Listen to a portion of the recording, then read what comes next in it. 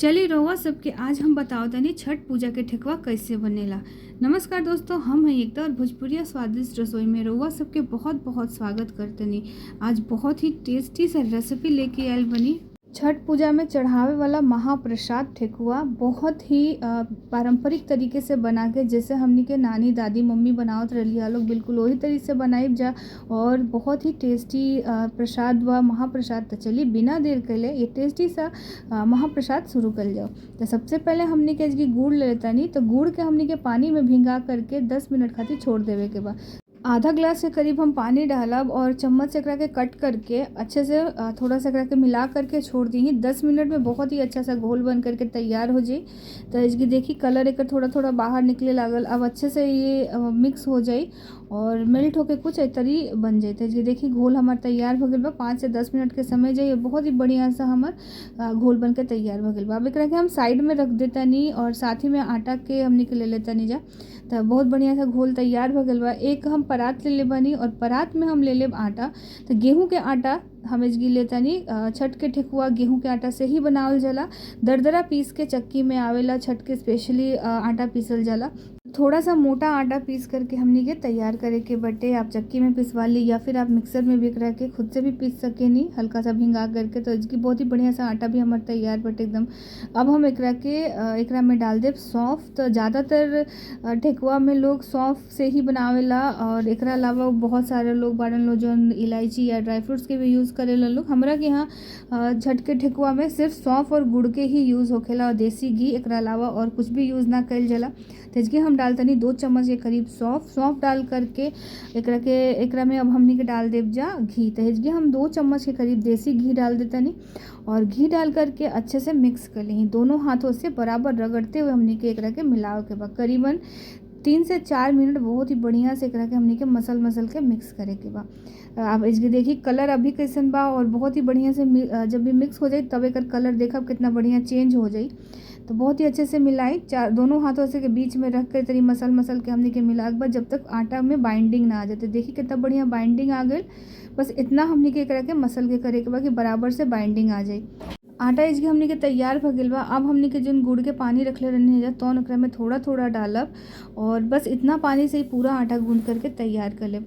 तो अब अच्छे से एकरा के गूंदे के बाद बहुत गीला नहीं करके एकदम हमने के सख्त कड़क डो बना करके एकर तैयार करेंगे। थोड़ा थोड़ा गुड़ के पानी के यूज़ करे के बा और एकरा के एक अच्छे से मसल करके दोनों हाथों से वापस से हमने के दोनों हाथ लगा करके अच्छे से मसल के तैयार करे के बा। पहले तो एकरा के अच्छे से मिला ली और एक मोटा सा हमने के डो बना हुआ, बहुत ज़्यादा सख्त डो बना हुआ। तो इसकी आप देखिए अच्छे से मिल गई, बाइंडिंग भी बहुत बढ़िया हो गई बा।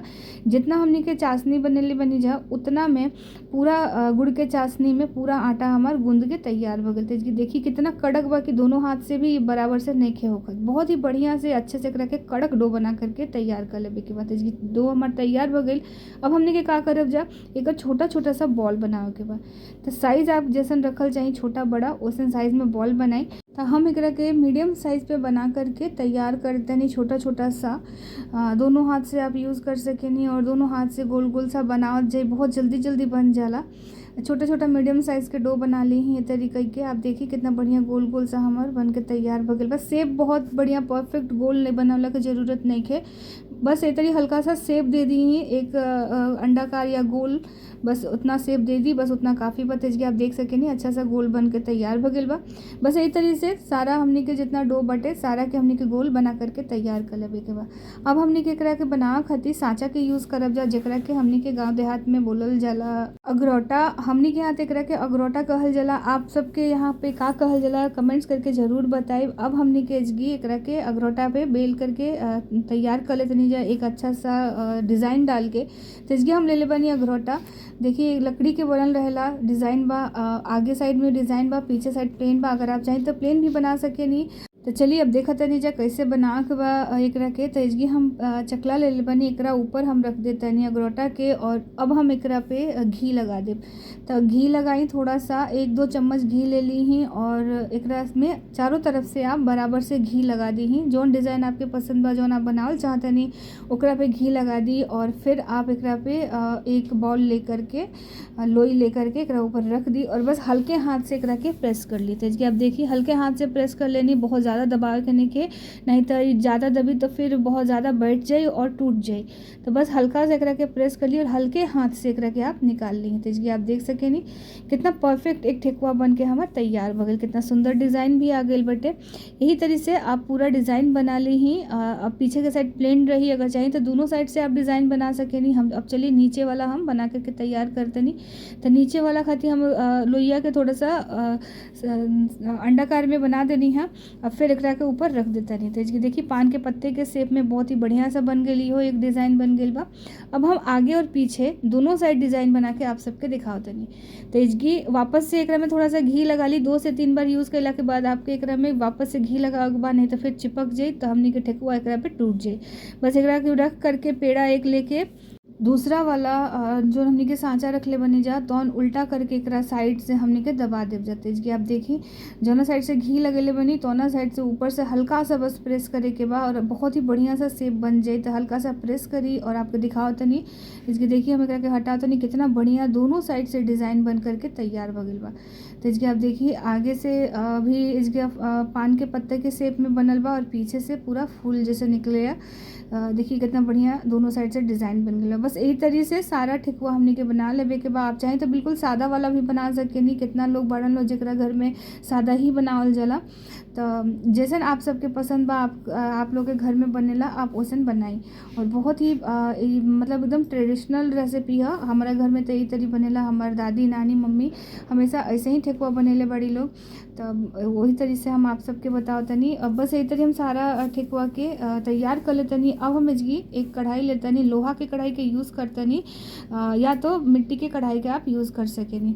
तो इसकी हम 2 से 3 बड़ा चम्मच घी डाल देतनी और जब घी अच्छे से मेल्ट हो जाए तब आप एकरा में ठेकुआ ऐड करी। गैस के फ्लेम एकदम स्लो पर रखे के बा और तब एकरा के हमने के फ्राई करब जा।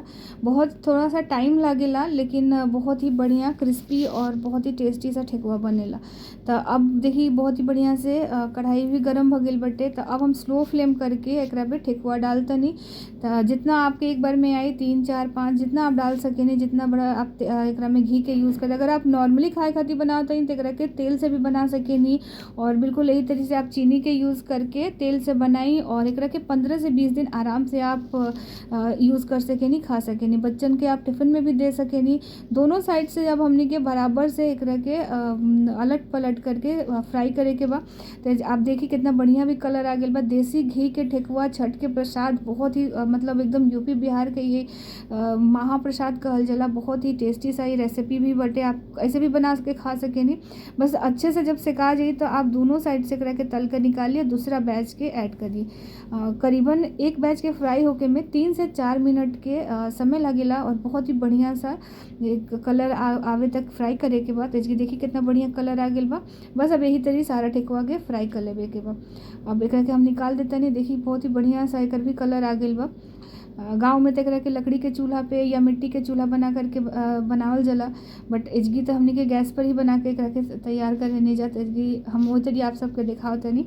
और बस अब देखिए कितना बढ़िया पाक गई बा। एकदम स्लो फ्लेम पर बिना हड़बड़ाए अच्छे से एकरा के पकाई और हमारे एजगी छठ के महाप्रसाद तैयार बटे। ओठंगन कहीं ठेकुआ कहीं बहुत ही बढ़िया सा और बहुत ही टेस्टी सा ये मतलब प्रसाद लागेला। आप सब जरूर ट्राई करब जा। अगर रेसिपी अच्छा लगी तो लाइक शेयर सब्सक्राइब करब जा और अगर फेसबुक पे बनी तो हमारे पेज के फॉलो करी। और बहुत ही टेस्टी सा है हमारे ठेकुआ के प्रसाद बन के तैयार बगल बा।